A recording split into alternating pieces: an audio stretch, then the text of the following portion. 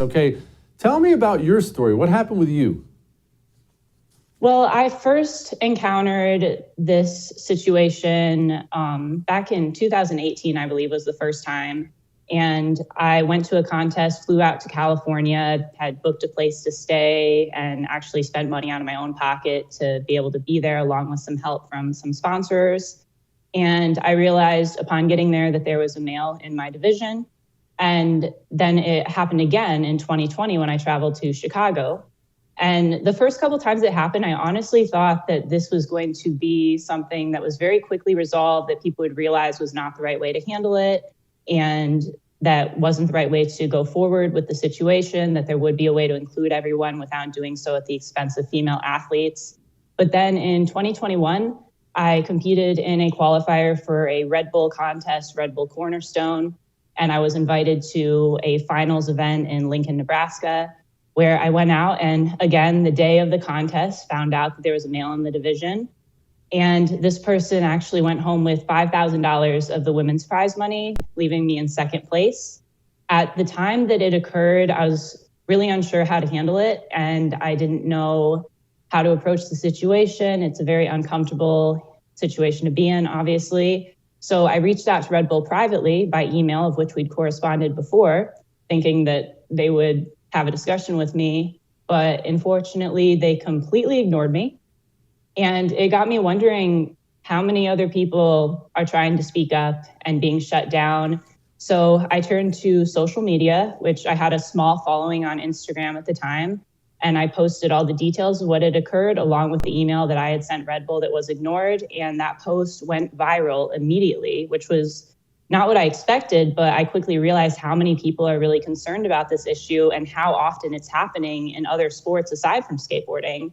And since then, I've continued to use my voice because I think this is an issue worth fighting for. And I don't want to be the last generation of female athletes to experience equal opportunity and fairness in sports like I was afforded growing up, but unfortunately had taken away from me as an adult. I never even considered that. Boy, that's quite a way to put that. The last generation of females that have their own sports. Golly. All right, what's the backlash been like? The backlash has mostly been online bullying. At first, when I first posted this, my small following, a lot of them turned on me and called me names, called me a bigot, called me transphobic, all the names in the book that they go through when somebody speaks out against the woke agenda. But then the post started getting shared and media picked up on it. And I realized that the support that I was receiving outweighed the backlash greatly. Another interesting part to my story that I think differs a little bit from some of the other athletes that have spoken up is I happen to be Jewish.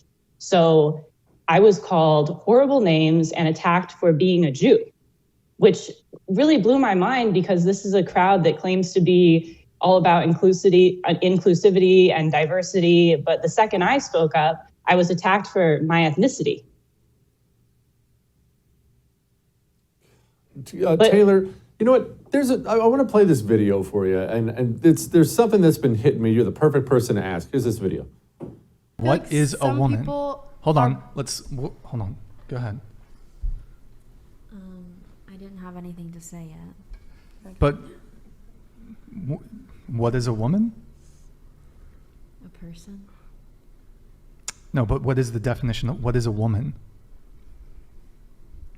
I don't know, I'm confused now. I personally, as an individual, respect trans people. I respect trans women. So I'm not going to come on here and invalidate them by saying that. I understand completely where you're coming from. But just from my personal preference, I don't feel comfortable doing that. Answering the question. So what is a woman? I'm going to say what she said. I don't feel comfortable. I just feel like that's not... I don't know. I feel like there's a better question that could be asked in this situation. I've seen that clip circling the internet. Mm-hmm. And here's what hits me, and I understand that's totally easy for me to say. What hits me is how few women have stood up and done what you do. I know there are some and there are more now, which is why I applaud you for it, because that inspires people to do it. But I can count them on two hands, if I even need more than one hand, the women that have come up and stepped up and said, no, enough is enough. I'm not going to be erased. I'm not going to live in a world of make-believe. why haven't there been more, Taylor? Because everyone in the world knows that's a dude, right? Everyone in the world knows. I don't care what words people put on it. Everyone looks and sees the exact same thing, and yet the percentage of the population is about that high that will say it. Why aren't there more?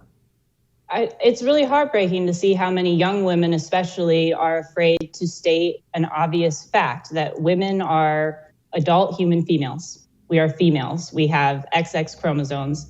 And I think the reason why there's hesitancy in saying so publicly is because they see the backlash that someone like myself has faced. And I even had a lot of fear before I spoke up, wondering what this was going to mean for my life, for my future.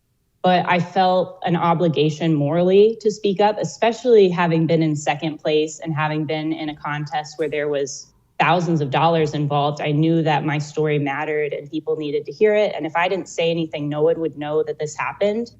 But what I want people to know is the bullying and the dogpiling that you see online isn't real life.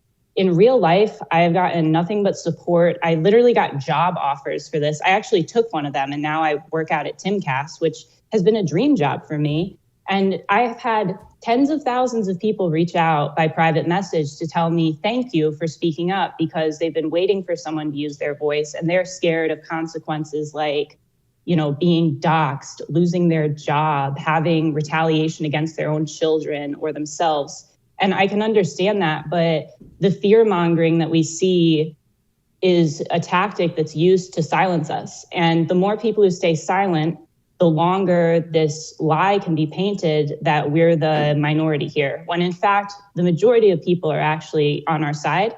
And this isn't a political issue. It's actually very nonpartisan in the sense that people who disagree on a lot of other issues can unite on this one, because we all care about women's rights. We care about our daughters. We care about the female athletes that we love that are in our lives. And even people who have no connection to this or are not involved in sports, they have enough common sense to know this is wrong. But I'm hoping that more and more young women especially begin to realize that they should be able to answer a question like that and have the self-respect to do so. And you can do so and still respect somebody who struggles with gender dysphoria and may want to present a certain way or make decisions in their own lifestyle to live a way that makes them more comfortably. This isn't meant to be hateful towards anyone, rather to protect female athletes and the integrity of sport. Taylor, I appreciate it. Good luck to you. Love Tim. Give him my best. Oh, definitely. Thank you for having me. Support the First TV today and get instant access to exclusive specials like Who is Ron DeSantis, the history of FBI scandals, and America's worst presidents. Visit thefirsttv.com/support or download the First TV app to become a supporter and start watching today.